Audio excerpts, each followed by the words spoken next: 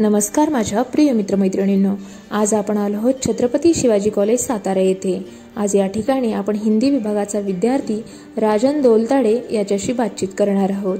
अवघ्या 3 महिन्याच्या प्रयत्नामध्ये राजन सेट परीक्षा उत्तीर्ण झालाय। अनेक विद्यार्थ्यांना ही परीक्षा उत्तीर्ण होण्यासाठी अनेक दिवस अभ्यास करावा लागतो। काही लोक काही महिने अभ्यास करतात, तर अनेकांना अनेक वर्ष अभ्यास करावा लागतो, तरीही यश प्राप्त होत नाही। परंतु अवघ्या 3 महिन्यामध्ये सेट परीक्षेमध्ये उत्तीर्ण झालेल्या राजन यांच्याशी आपण आज बातचीत करणार आहोत। जाणून घेणार आहोत त्यांच्या यशाचा प्रवास नक्की कसा होता, कौटुंबिक सपोर्ट कसा राहिला, तसेच अभ्यासाचं नियोजन कशा पद्धतीने केलं होतं। यासाठी आज आपण सविस्तर बातचीत करतोय राजन दौलताडे यांच्याशी। नमस्कार, मी राजन भगवान दौलताडे। मी छत्रपती शिवाजी कॉलेजमधून MA झालो आणि अण्णांनी स्थापन केलेल्या आझाद कॉलेजमधून एज्युकेशनमधून B.Ed झालं।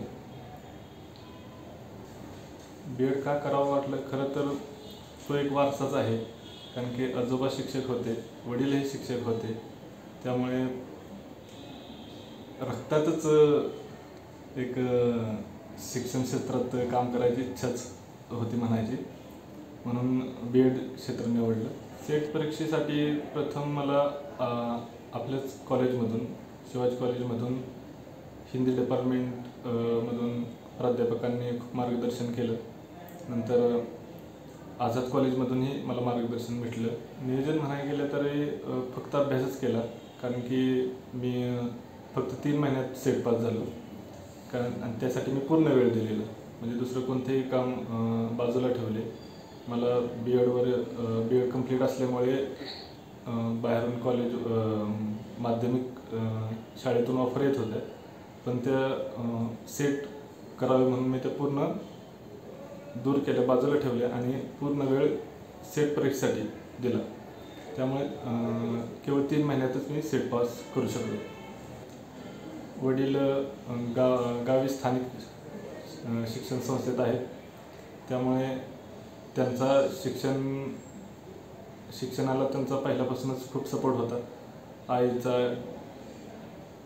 आईचाही शिक्षणाला सपोर्ट होता आणि आजी आजोबांना सुद्धा आपली नातू शिकावी अशी त्यांची खूप इच्छा होती।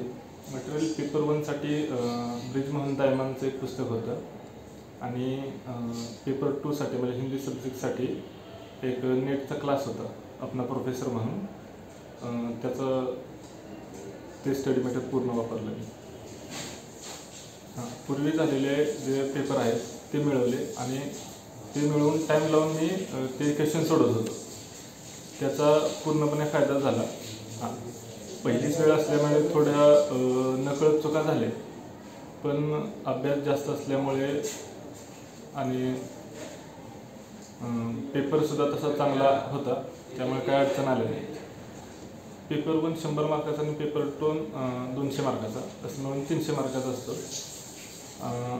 यावेळेस कट ऑफ लागले 46.66 आणि मला मार्क आहेत 152, म्हणजे 142चं मेरिट लागलं आणि मला मार्क आहेत 152। वैयक्तिक रुटीनमध्ये मी अपना प्रोफेसर ॲपमधून लेक्चर्स घेतले आणि दररोज सकाळी 2 लेक्चर बघायचो, 2-2 तास, म्हणजे 4 तासाचे लेक्चर बघायचो, त्याचं रिव्हिजन करायचं, नंतर 4 तास त्याचं रिव्हिजन, 4 तास त्याचं रिव्हिजन करत होतो।